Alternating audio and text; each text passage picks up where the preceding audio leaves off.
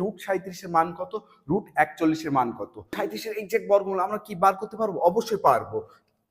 তার কারণ আমরা জানি 36-এর বর্গমূল 6 হয়, আমরা জানি 25-এর বর্গমূল 5 হয়, আমরা জানি 49-এর বর্গমূল 7 হয়, কিন্তু 37-এর বর্গমূল কত হয় এটা জানি না, কিন্তু আজকে থেকে জানি। এক্স বলতে যে সংখ্যা থাকে তাহলে 37-কে লিখে দিচ্ছি, ওয়াই বলতে 37-এর কোলজ, 37-এর কোলজ যে বর্গমূল সংখ্যা, বর্গমূল সংখ্যা 37-এর কোলজ কত, 36, 36 যদি হয় আমরা 36 লিখে দিচ্ছি ওয়াই।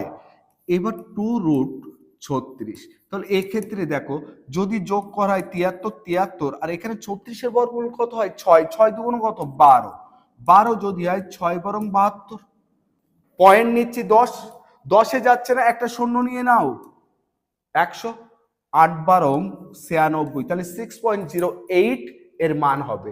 এটা একটা মেথড। আর একটা মেথডটা আরো তোমাকে টাইম স্পিড বাড়িয়ে দেবে। কিভাবে?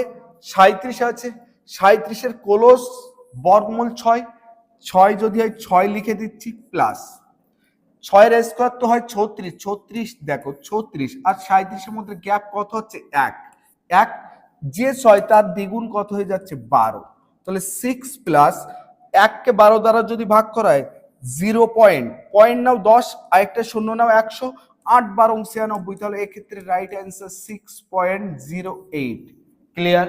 এটা করলে তুমি আরো স্পিডের অ্যান্সার বানাতে পারবে। এবং যদি তুমি বুঝতে পারো তাহলে অবশ্যই √41 এর বর্গমূল কত হবে এটা অবশ্যই কমেন্ট বক্সে লিখে জানাতে হবে, এবং সেই সাথে সাথে ভিডিওটি শেয়ার করবে এবং নতুন হলে অবশ্যই ফলো করবে।